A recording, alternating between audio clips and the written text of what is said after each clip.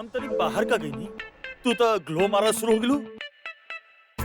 हम बताओ बनी तू का किलो पूरा दिन चिल मर लो माना पूरा रूम तोहार खराटा मार के सुता लोग 2 घंटा नहीं लो आज जस्ट छोपी कोनो नया सियापा ना लो तो के ऐसन काहे लागला कि हम कोनो न कोनो सियापा ही करत रहे नी बोला। बोल के रहे बा सियापा के मलिका हुस्न सियापा सियापा क्वीन क्वीन क्वीन। वैसे जहाँ तू जालू ना सियापा तोहरा पीछे पीछे चलत आवेला कि ट्विंकल ट्विंकल हम आगे बानी। तू यूवी के संगे कोनो एक्सपेरिमेंट ना किलो। हम यूवी के साथ कोनो एक्सपेरिमेंट ना कईनी लेकिन तोहके पता बा यूवी का कैलस हमरा साथ। अब का किलस वो खेले के बहाना से He kissed me on my cheek.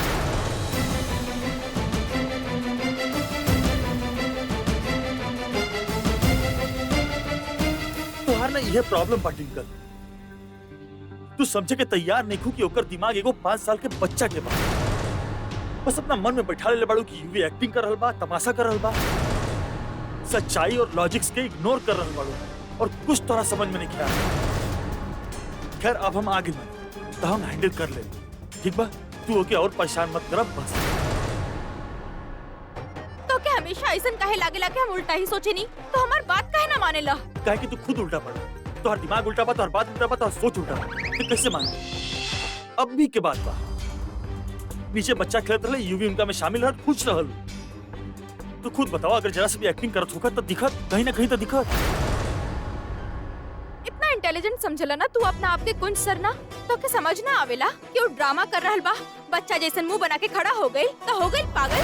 वो ड्रामा कर रहल बा वो कोनो पागल उगल नहीं कि वो हमने सबके बेवकूफ बना रहल बा। ये बात हमके दिखता तू लोग के काहे नहीं के दिखत। ये बात हमके बिल्कुल समझ में ना आ रहल बा। कुंज कुंज हम तो से बात करत बानी ना उठा। हम सुन रहल बानी तू बोला ना। ई काबा हम मार बा छोड़ा कुंज लई रखा गला में 10,000 वाट के लाउड स्पीकर लेके घूमे लो तू प्रिकॉशन तो लेवे के पड़ी कान के पर्दा फट गेल पर ना एके भी तू फेल कर दिलू। एगो मात्र सहारा होखेला ना हम लाचार पति लोग के लगे तू बीवी लोग के ना चपड़ चपड़ और चिक से बचे के फेल।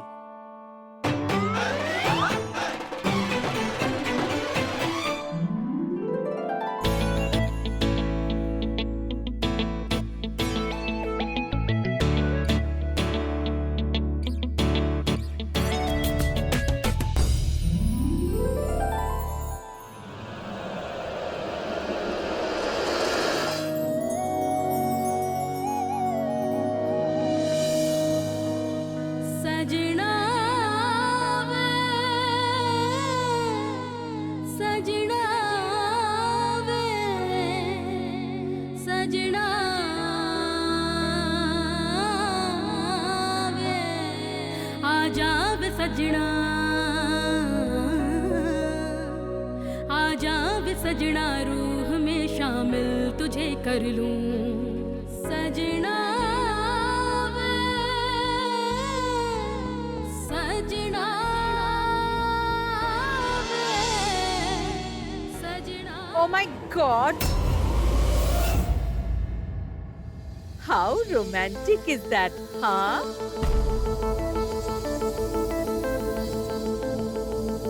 I'm really sorry. हम कहीं तू दोनों के डिस्टर्ब तो ना कहीं। I feel तू दोनों के गोवा के हैंगओवर अभी तक उतरल ना बा। अच्छा ऐसे पहले कि तू दोनों हमसे ये पूछा कि हम तो के काहे डिस्टर्ब करे आयल बानी हम खुदे बता देता। हमके एक्चुअली कुंज से एगो बहुत इम्पोर्टेंट काम बा जे सिर्फ कुंज ही कर सकेला। जी बोली। कुंज यूवी के बर्थडे बाना परसों तो ओकरा खातिर हम बहुत प्यारा से लॉकेट बनवावे खातिर देले बानी। हम चाहत बानी कि तू जाके वो लॉकेट लेके आवा और चाहे पूरा रात लग जावे वो लॉकेट लेके ही आवे के बा ओकरे बिना ना आवे के बा। जी हम चल जाए। चला जाइब ना चला जा नाउ। 1 मिनट कुंज हम तहरा खातिर लंच लगवा देत बानी तू लंच करके जइहा। तू अभी अभी बाहर से थक के आइल बाड़ा और पता ना वहाँ पे कितना टाइम लग जाए। आफ्टर ऑल अनीता आंटी के काम बा। अरे कुछ तो हमार बात सुन रहा ना ध्यान से।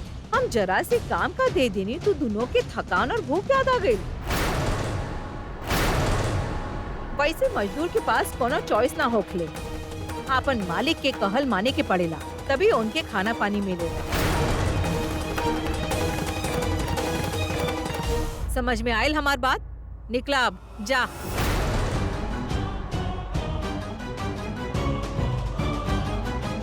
जी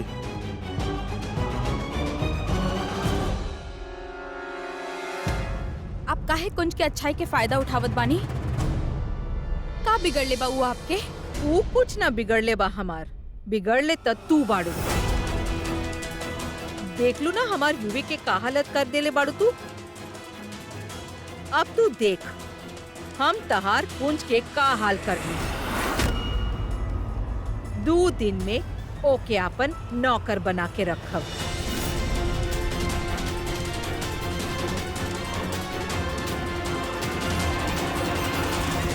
कुंज आई एम सो सॉरी। हमरा वजह से तहरा कितना तकलीफ उठावे के पड़ रहल बा। इली राउर लॉकेट जैसन रुआ ऑर्डर दिले रहनी वैसने बा। Oh my God, this is beautiful. इतना युवी देखी ना अपन बर्थडे पे तब बहुत खुश हो जाई। तब तक ये लॉकेट रही यहाँ हमार कबर्ड में।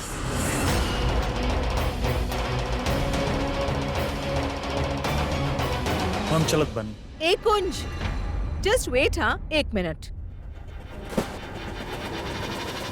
हीला ई जे तू हमरा ला काम कैले बाड़ा ओकर बख्शिश। एकर कोनो जरूरत नहीं है। हम जॉन कनी परिवार खातिर कनी। अब रउआ और यूवी हमार परिवार ही तबानी। अगर हम कोनो भी वे में रउआ काम आ सकी ना, प्लीज बोलब। इनफैक्ट रउआ के हमके थैंक्स बोले की भी जरूरत नहीं है।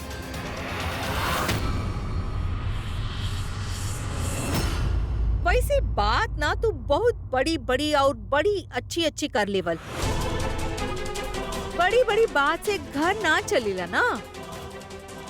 अब तो देखा वैसे भी तू लोग बैंकरप्ट हो चुकल बाड़ा, पाई पाई खातिर मोहताज हो चुकल बाड़ा। So it doesn't matter. Keep the change.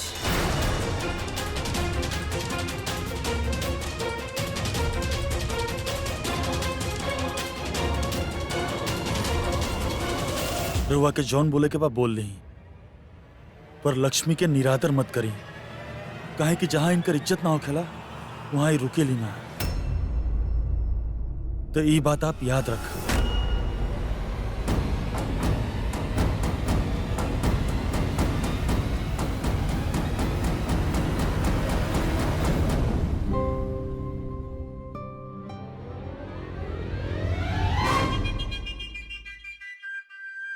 ई का करल बड़ा? स्विमिंग कर रहल बानी। दिक्कत नहीं के शर्ट बदलत रहनी। हाँ तो यह काहे निकालत बड़ा? शर्ट कहीं और जाके करा ना। लड़की के सामने केहू कपड़ा बदलेला? कौन सा लड़की? हमके तो यहाँ कोनो लड़की नहीं दिख रहा, सिर्फ तू दिख रहल बाड़ू। डायन, कौन सा जमाना में जी रहल बाड़ू तू?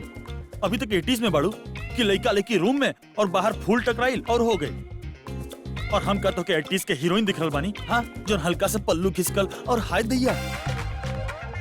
तो क्या प्रॉब्लम बात है? बाहर जा। हम कौन सा तहार शकल देख के आइल बानी? हम तो अपन फोन लेवे आइल रहनी। हाँ तो हमार शक्ल कहाँ देखल बाड़ू? फोन उठाओ और बाहर जा। हमके थोड़ा देर चैन के सांस लेवे दा, अपना रूम में, अपना बेड पे। फिर से उहे रट शुरू हो गई। हमार कमरा, हमार बेड, वैसे अभी बेड हमार बा, समझ ला? ए बेड पे सुतत वक्त जौन तू सपना देखेलू ना, ओमे भी बेड तो हार ना हो सकेला, समझ लू? बेड हमार बा, वो तो हमार अच्छाई बा जौन तो के सूते देनी। तू स्वीट बाड़ा, तू हमके देला। ई बेड हमार बार, हम भी देखत तानी कि तू एकरा के हमरा से कैसे छीनत बाड़ा। हम भी देखत बानी तू आज कैसे बैठत बाड़ू ए बेड पे। का बा तू हमार बेड कैसे छीनत बाड़ा हमसे? ट्विंकल, तू ये बेड हमरा से ना छीन सकेला, समझ गईला? तू ये बेड पे हम ही सोतब, तू ना सुतबा। चुपचाप अपन सोफा पे सुत जा, समझ ला? ट्विंकी, बैड गर्ल ट्विंकी, हमार दोस्त के काहे मरलू? काहे लड़त और ओकरा से फाइट काहे करेलू? ट्विंकी, यूवी अनहैप्पी, यूवी तोर पिट्टी करी। हाँ दोस्त, तू टेंशन ना ले। दोस्त तू ठीक तो बाड़े ना? तोरा लागल तो नहीं के? ई बैड गर्ल।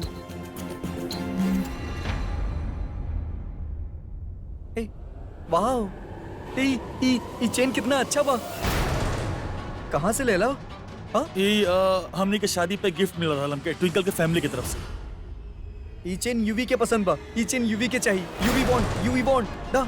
ये चेन गिफ्ट बाना तो गिफ्ट ऐसे शेयर ना कइल जाला। ना ना ना ना, हमके ये चेन चाहिए। कुछ हमके बोलत ये काहे चेन। नहीं खा? यूवी छोड़। यूवी देखा देखा, ये एकदम टाइट बा, निकली ही नहीं। कोनो बात ना, हम निकाल ले। यूवी चेन टूट जाए, कुंच के लग जाए, दूर हटा, छोड़ा ओकरा। दोस्त तू हमके देना। ट्विंकल हम तू हैंडल देना। कर रहल बानी ना, तू बीच में काहे पड़ रहल बाड़ू?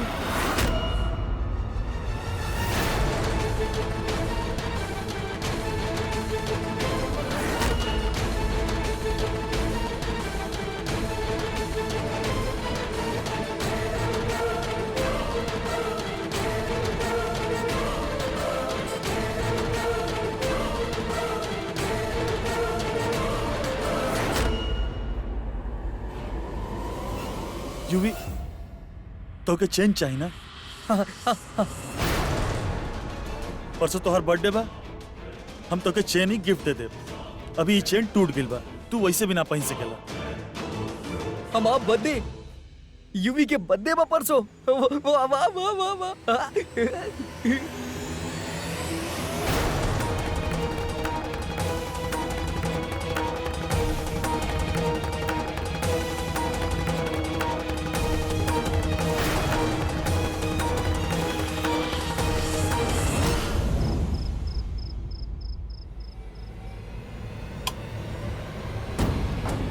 प्लीज हमके ना सूते के बाद अकेले में, हमके ही सूते के बाद। एकरा हम अपना से दूर ना जाए थे।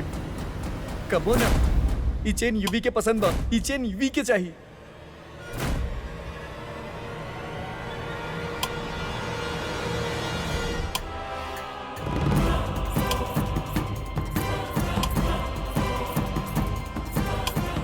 कुंजापन गिल्ड के वजह से हमार बातें माने के तैयार नहीं थे कि यूवी 100% एक्टिंग कर रहल बा और ओकर एक्टिंग सिर्फ हमके समझ में आ रहल बा।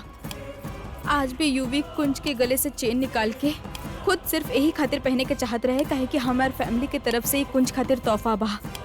हमार शादी यूवी के नफरत के सबसे बड़ वजह। अपन अच्छाई में कुंज शायद यूवी के चेन दे भी देवे, लेकिन हम ऐसा ना होके दे। माँ इतना प्यार से चेन कुंज के गिफ्ट कैले रहली, ई पर यूवी के गंदा नजर ना पड़े देव। अगर यूवी के लागे लाके वो कुंज के कमजोरी ओकर गिल्ड के शह से ओकर फायदा उठा ली तो वो गलत बा। हम ऐसा ना होके देव। हम यूवी के ओकर मकसद में कामयाब ना होके देव।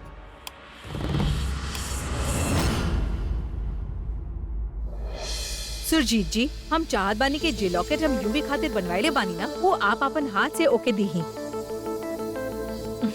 हमके और यूवी के बहुत खुशी हुई। अनीता तोहर ई सच्चाई और हमरा खातिर जौन इज्जत और जौन मान बाना, वो सीधे यहाँ दिल में लागेला। यार हर बार हमार दिल जीत जालू। आप भी ना। अरे यूवी, आपके भी तो बेटा बाना, जैसे चेरी हमार बेटा है। आप देखिए, यूवी बहुत खुश हो जाए।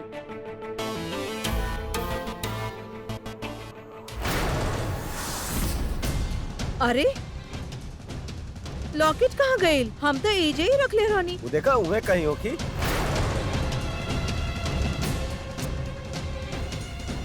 ना बा, हम एजे ही रख ले रानी। कहीं नीचे पीछे तो ना गिर गए? आप देखा? अरे नीचे कैसे आई? उहे कहीं हो की। सुरजीत जी, हम अपन हाथ से एजे रख ले रानी। ना बा, गायब बा। ई का बा? का?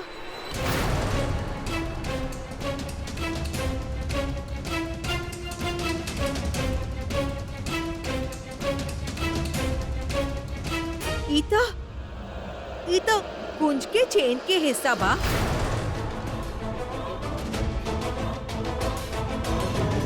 कुंज के चेन के टुकड़ा यहाँ बा, एकर मतलब बा कि कुंज ही यूवी के लॉकेट चुराइले बा। आप ई लोग के पैसा पैसा खातिर मोहताज कर देला ना, ऐसे ई लोग इतना गंदा हरकत पे उतर आइल बा। कुंज हमार बच्चा के लॉकेट चुरा लेलस।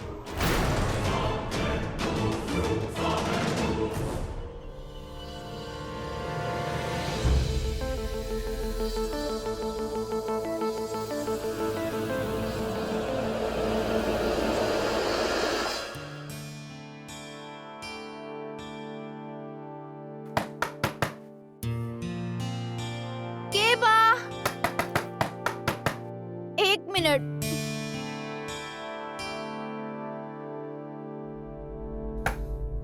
एक मिनट बाबा। ताऊ जी आप? कुंज उठ।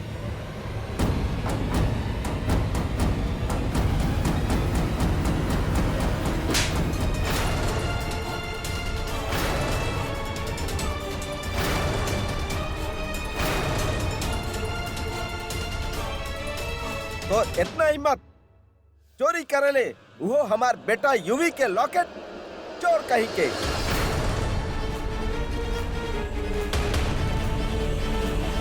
चल हमरा साथे, हम तोरा बताओ पानी की ई घर में चोर और चोरी के का सजा होखेला।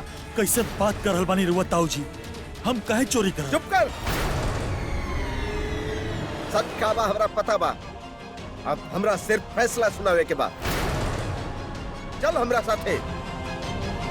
ताऊ जी, ताऊ जी, ए गंदा अंकल छोड़ दो हमारे दोस्त के। आओ यहाँ। ताऊ जी हमार बात तो सुनी ताऊ जी। आवा भाई आवा, सबे आवा यहाँ। देखा हम आज एगो चोर के रंगे हाथों पकड़ ले बानी। ताऊ जी भला हम चोरी काहे करब? हम काहे लॉकेट चुराई? पैसा खातिर? गरीब लोग और का करेले? चोरी ही ना।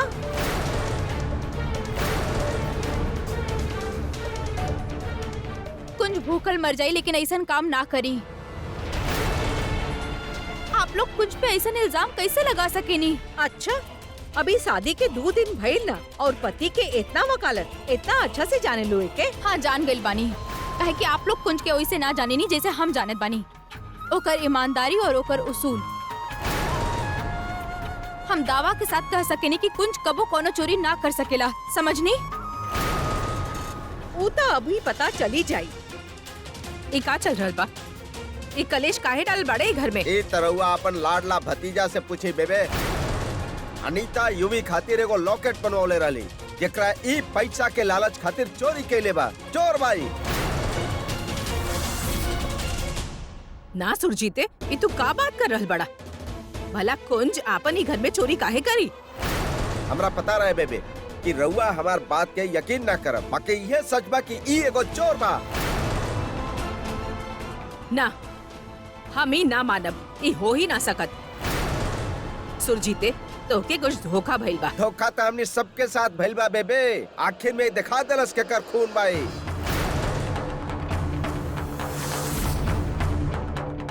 धोखेबाज बाप के धोखेबाज बेटा। ताऊ जी प्लीज, बेहतर हो कि रउआ हमारे पापा के बारे में कुछ मत बोली। आपके और अनिता आंटी के बहुत बड़ गलतफहमी भइल बा।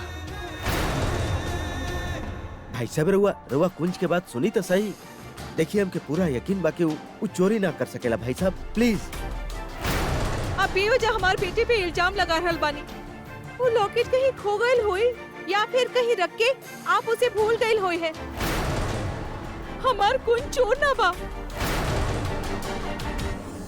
ओ चाची जी, बेवजह हमनी केहू पे इल्जाम ना लगावे नी। अब चोर के चोर ना कहब तो का कहल जाई? चुप करा चेरी, अपन मुंह बंद ओए रखा। गुड फॉर अरे नथिंग। बस करा।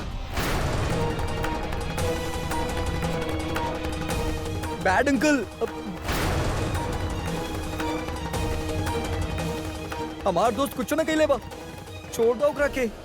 एक मिनट, आप सब कुंज पे इतना बड़ा इल्जाम लगाता देनी, लेकिन हमरा के एगो बात बताई, आपके पास प्रूफ का बा? बोली। प्रूफ चाहिए तहरा के? हाँ चाही। अभी देखा बतानी। ई ह प्रूफ, कुंज के चेन के टूट गए हिस्सा।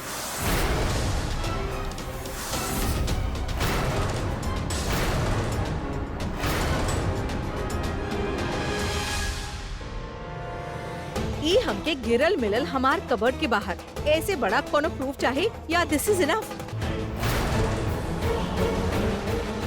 कुंज के चेन तो हमरा पास रहे, तो फिर ये लॉकर के पास कैसे पहुँचल? ये चेन रहुआ लगे कहाँ से? अरे कुंज, अब तक भोलापन की एक्टिंग करब बंद कर द तू। अब तक सच्चाई सबके सामने आ चुकल बा कि चोरी तू ही कैले बाड़ा।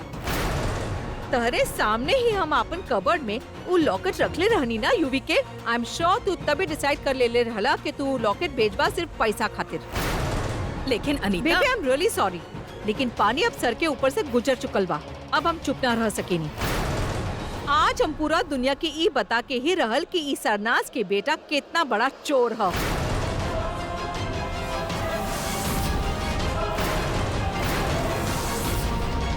आपन ही ताऊ जी की कबर्ड में से लॉकेट चोरी कैलसी, सिर्फ चंद रुपया खातिर। इस सारा स्यापा हमरा वजह से हो रहल बा। हमरा वजह से कुंज के दिन रात इतना बेइज्जती सहे के पड़ रहल बा। आई एम सॉरी कुंज।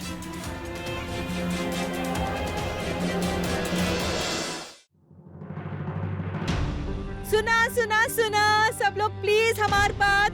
सुना सुना सुना, आवा आवा, आप भी।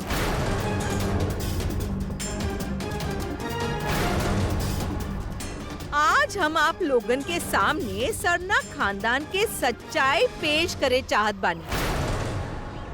वैसे आप लोग सरना खानदान के बारे में काफी कुछ तो सुनले ही होय बा, इनकर शानो शौकत, ठाट बाट, एक्सेट्रा एक्सेट्रा।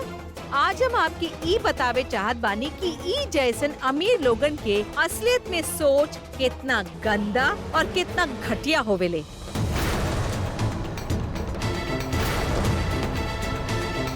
ई जे सरना खानदान के चिराग बाना, मिस्टर कुंज सरना, पता बाई का कैले बानी? कुंज सरना आपन ही घर में आपन ही ताऊ जी के अलमारी में से चोरी कैले बानी। चोरी।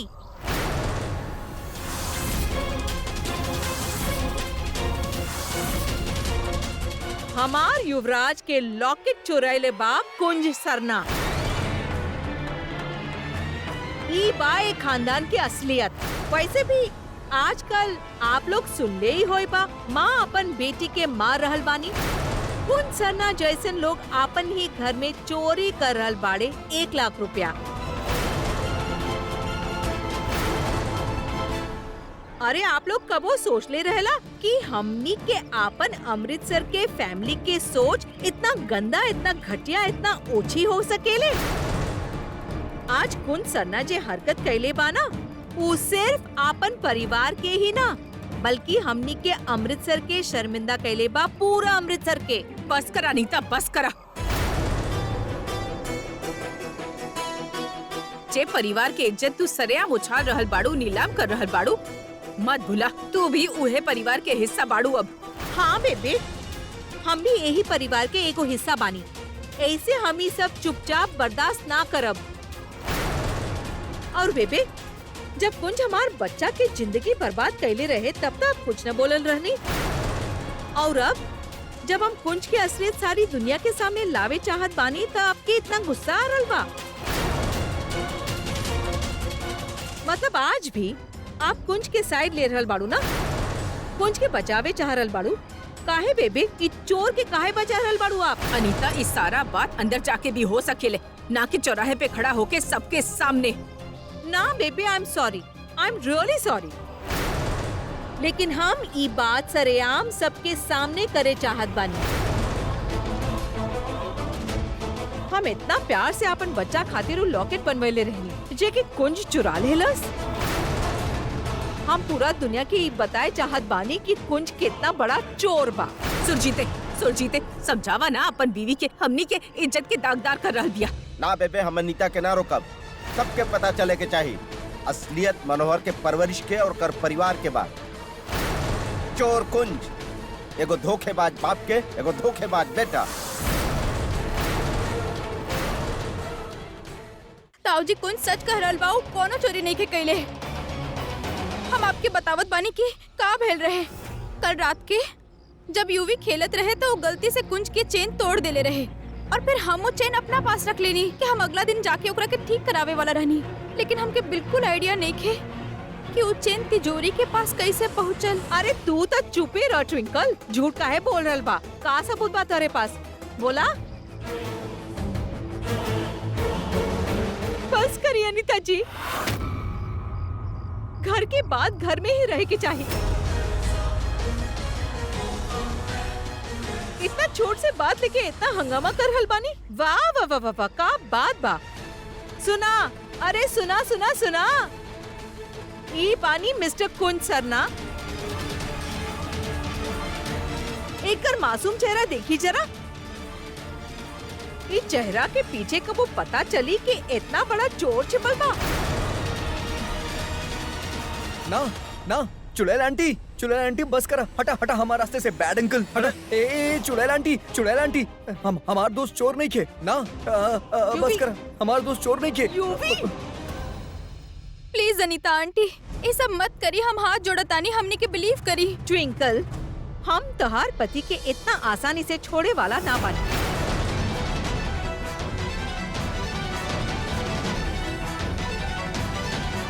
सुरजीत जी, आप जल्दी से पुलिस के फोन करा, वो यहाँ पे आवे और इस चोर के यहाँ से लेके जावे।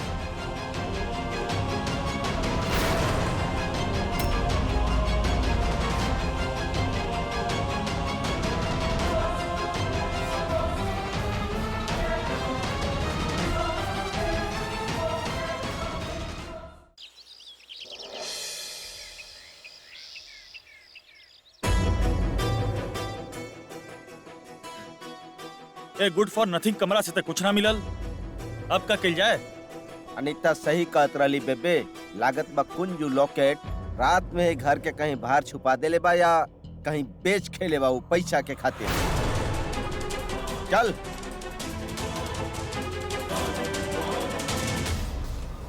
हे भगवान, अब का होई?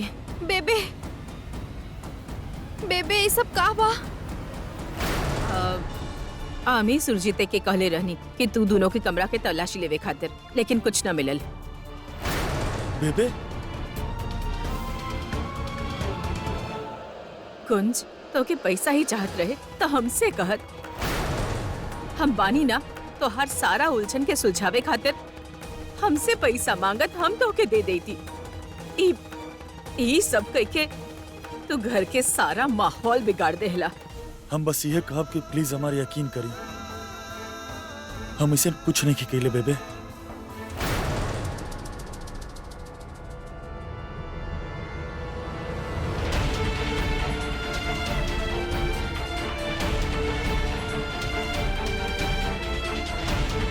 ये बिछिया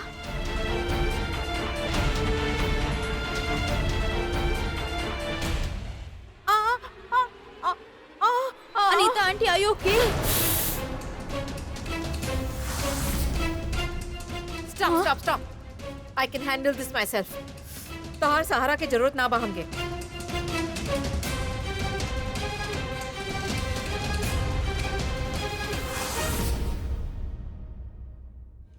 बेबे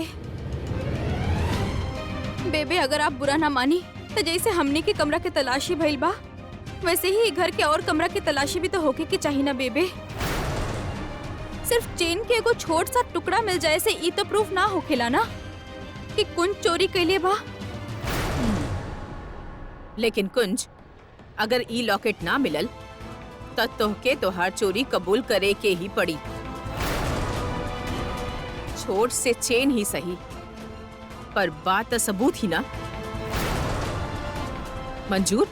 जी बेबे मंजूर। ठीक बा।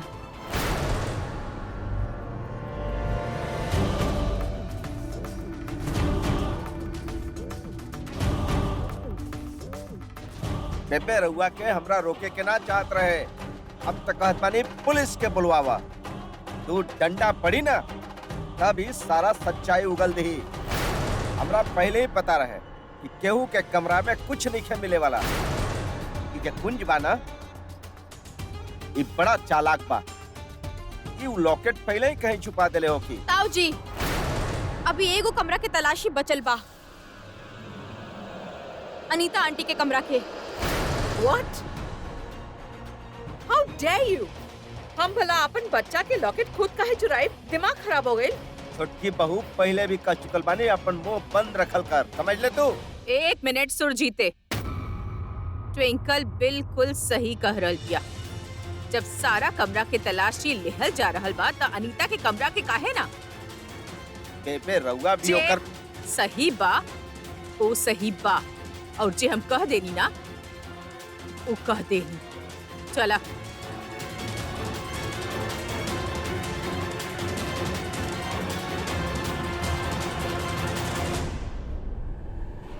ल ई कमरा के तलाशी। बेबे हम अनीता जी के कोनो भी चीज का हाथ नहीं के लगाए वाला ऐसा हमरा से ना हो। हाँ काहे? बेबे हम ले लेत बानी तलाशी।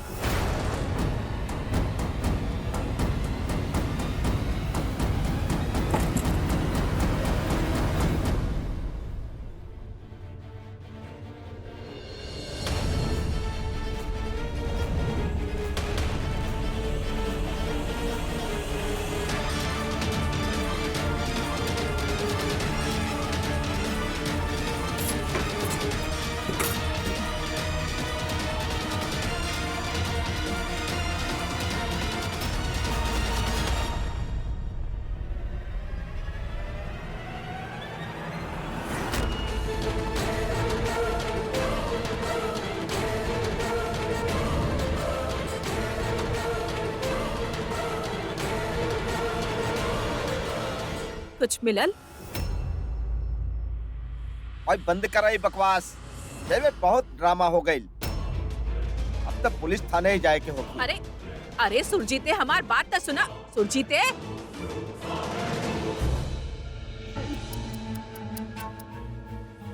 बिल्कुल बच्ची बाड़ू वैसे तू तो के का लागत रहे हमार गेम में तू हमके ही मात दे देबू।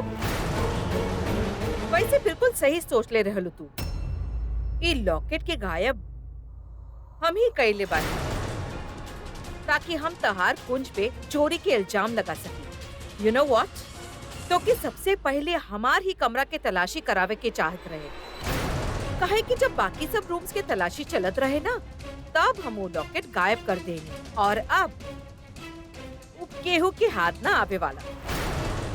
अब पुलिस वाला आई है और तहार प्यारा पतिदेव के घसीट के थाने तक ले जाई है और तू एगो बहुत ही अच्छी पत्नी के तरह रो रो के गिड़गिड़ाइबू कि हमारे हस्बैंड के छोड़ दो प्लीज। एग्जैक्टली उहे हुई जे हम देखे चाहत रनी।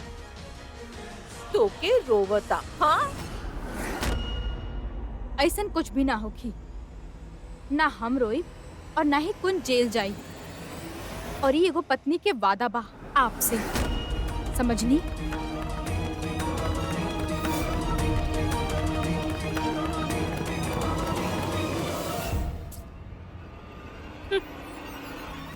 जाइए इंस्पेक्टर साहब, थाना में बंद कर दे। ये बाबू चोर कुंज ये हमारा बेटा यूवी के लॉकेट चोरी के लिए बा। रुक जाइए इंस्पेक्टर साहब, हम आपसे कुछ कहल चाहत बानी।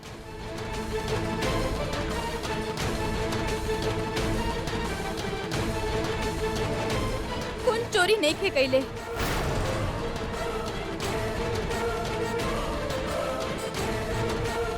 चोरी हम कैले रहनी और हमरा पास सबूत भी बा।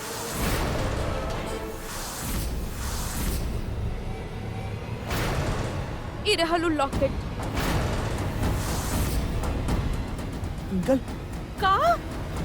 अच्छा तो अब अपन पति के बचावे खातिर ट्विंकल मैडम झूठ बोल रहल बानी। इतना हिम्मत एकरा में हमार प्लान खराब करी। अभी बतावत बानी एकरा के। छोटकी बहू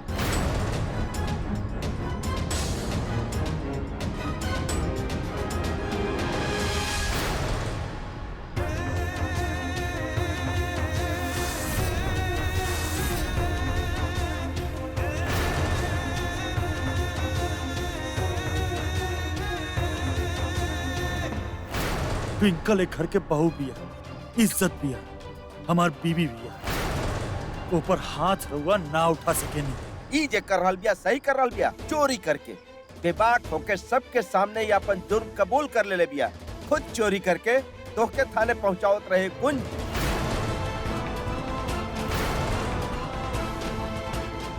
हम जानत पानी कि ट्विंकल चोरी ना कर सकेले, तो फिर वो झूठ काहे बोल रहल बिया? का हमके बचावे खातिर झूठ बोल रहल बिया? ट्विंकल तू चोरी कैलस? काहे? कुंज के ऊपर लागल ई इल्जाम के हटावे खातिर चाहे इल्जाम हमके अपना ऊपर लेवे के पड़ जाए, हम ले लेब। जी बेबे। बेबे ताया जी हमनी के सारा अकाउंट फ्रीज कर देले और हमके पैसा की जरूरत रहे।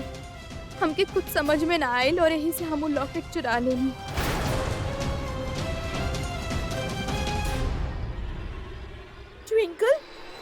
इतना बेशरम बाड़ू, इतना देर तक कुंज पर इल्जाम लागत रहे और तू चुपचाप खड़ा हो तमाशा देखत रहलू, अपन पति की बेइज्जती देखत रहलू। और जब बात जाके पुलिस तक पहुंचल, तब तू अपन मुंह खोल लू। शर्म आवे की चाहिए तहरा के। देख लेनी बेबे, अपन लाटी छोट बहू के असलियत बहुत पसंद है ना ही आपके। इतना देर तक एकरे वजह से हमार कुछ के इतना जिल्लत सहे के पड़े। जी हाँ बेबे, जरा चालाकी तो देखा अपन लाडली बहू के।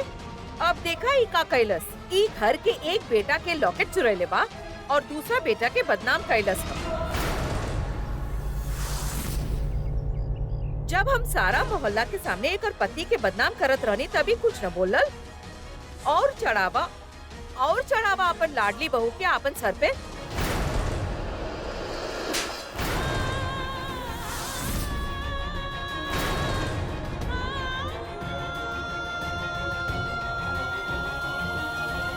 तू आज सबके सामने शर्म से हमार सिर नीचा कर देले बाड़ू।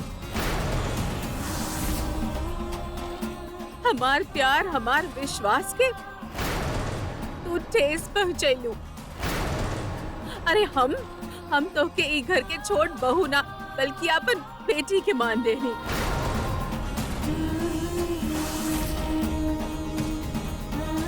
तू हमार मान के गला घोट देलू।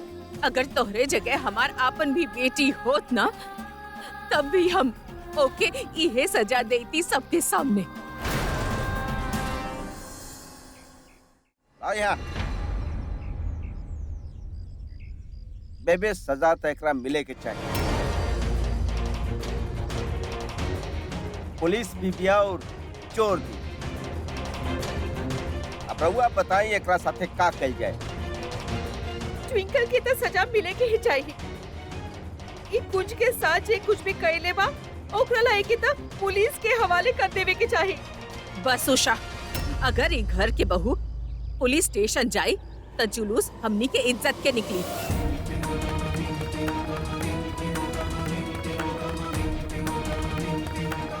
माफ कर दीजिए, आप लोग जाइए। का मजाक लगा के रखले बानी आप लोग। आगे से हमनी के वक्त बर्बाद मत करब। चला जाइए। और ट्विंकल, तोहके तोहार गलती के सजा मिली। बेबे, अब फैसला होके के चाहिए। सुरजीत जी, एक के सजा हम दे। ठीक बात मानी था। एकरा सजा तू ही दिया। बेबे प्लीज मत करिए ऐसा। हम माफी मांगत बानी रउआ से, प्लीज। अरे वाह, एगो चोरी करेला और दूसरा माफी मांगेला। एक के तो हम माफ ना करे वाली।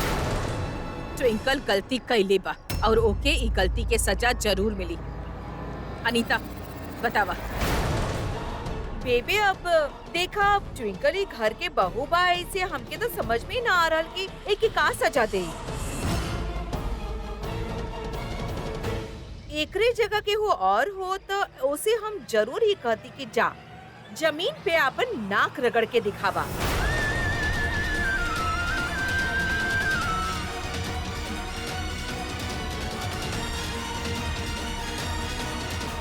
नो वेस। एक कैसन बात कर रहल बाड़ू तू अनीता? ट्विंकल ई घर के छोट बहू बा, हमने ओकरे साथ ए तरह के सलूक ना कर सकेनी। बात आई हमनी के घर के इज्जत ही ना। उहे तो हम कह रहल बानी बेबे कि और कोई अगर होत ना तो उसे हमें जरूर कहती कि जमीन पे अपन नाक रगड़ के दिखा।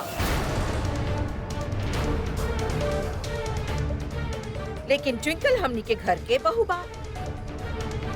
बेबे, वैसे एगो बात बताई, अगर आपने घर की बहू आपन ही घर के इज्जत उछाल देवे तो का ओके माफ कर देवे के चाहिए?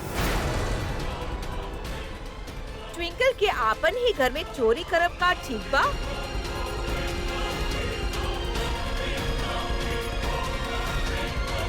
हमके सजा मंजूर बा। What?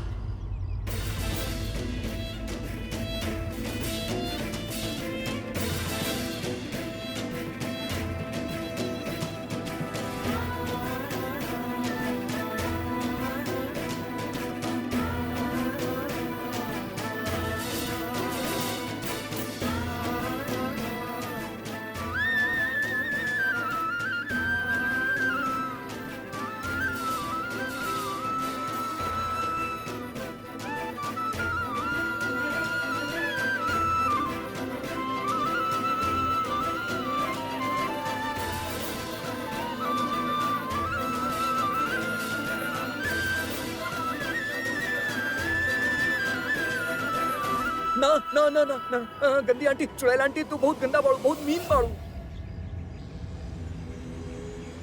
Twinkie Twinkie, it's a dirty floor. Twinkie Twinkie, तू हमरा साथे चल, बैड पीपल बाड़े ये लोग। तू ओए यूवी,